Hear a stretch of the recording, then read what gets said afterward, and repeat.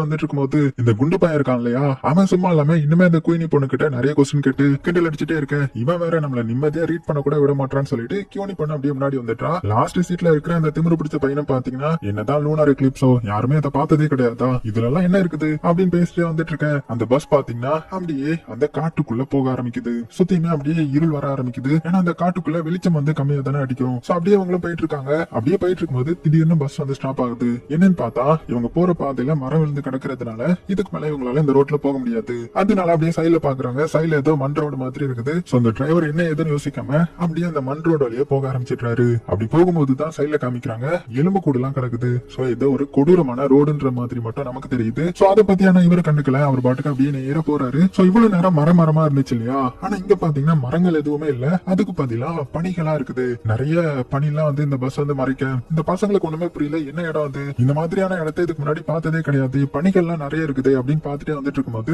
இந்த டிரைவரும் பாத்தீங்கன்னா இதுதான் கரெக்டான பாதை போல, சோ சுத்தி நம்ம அந்த இடத்துக்கு போயிடலாம் அப்படின்னு நினைச்சுக்கிட்டு அந்த பாதையில அப்படியே போயிட்டு இருக்கும்போது மறுபடியும் பாத்தீங்கன்னா பஸ் வந்து ஸ்டாப் ஆகுது. என்னன்னு பார்த்தா இந்த ரோட்ல ஒரு மான் வந்து செத்து கிடக்குது. சோ அதோடைய உடம்ப நகர்த்தி போட்டா மட்டும்தான் இவங்களால கண்டினியூஸா போக முடியும். அதனால இந்த டிரைவர் என்ன சொல்றாருன்னா, நீங்க சேஃபா பஸ்ல இருங்க, யாரும் கீழே இறங்க வேண்டாம், நான் என்னன்னு போய் பார்த்துட்டு அந்த மானை வந்து நகர்த்தி போட்டுட்டு வந்துடுறேன் அப்படின்னு சொல்லிட்டு அவர் மட்டும் பாத்தீங்கன்னா மெல்ல கீழே இறங்கி அந்த மானை வந்து அப்படியே இழுத்துட்டு போறாரு. இழுத்துட்டு சைடு காட்டுல போய் ஒரு இடத்துல போடப்போ இதை பார்த்து பயங்கரமா ஷாக் ஆகுறாரு. அதே டைம்ல அந்த பஸ் காமிச்சா உள்ள ஸ்டூடெண்ட்ஸ் எல்லாருமே பாத்தீங்கன்னா பயங்கரமா கிண்டல் அடிச்சுட்டு மாத்தி மாத்தி பேசிட்டு இருக்கும்போது இந்த டிரைவர் வந்து வண்டியில ஏறாரு. வந்துட்டீங்களா அப்படின்னு சொல்லிட்டு எல்லாருமே பார்க்கும்போது கூடவே பாத்தீங்கன்னா இன்னொருத்தர் கன் வச்சுட்டு ஏறாரு. அவ்வளவுதான் எல்லாருமே மறந்து போயிட்டாங்க. சோ அவன் ஒரு சீரியல் கில்லர் போல. அவன் என்ன சொல்றானா, இனிமேல் இந்த பஸ் வந்து என்னுடைய கண்ட்ரோல், எல்லாருமே அமைதியா பின்னாடி போய் உட்காருங்க அப்படி இப்படின்னு சொல்ல நம்ம பசங்களுக்கு பயங்கர பயமாயிடுது. சோ யாராவது வந்து இந்த மாதிரி மிரட்டினா உயிரே போயிரும் இல்லையா, சோ அந்த மாதிரி பயத்துல இருக்கிறாங்க. ஆனா டிரைவர் என்ன சொல்றாங்கன்னா, நீங்க யாரும் பயப்படாதீங்க, நமக்கு எதுவுமே ஆகாது, இவரை நம்ம கொஞ்சம் தூரம் தள்ளி இறக்கி விட்டா போதும் அப்படின்னு சொல்ல,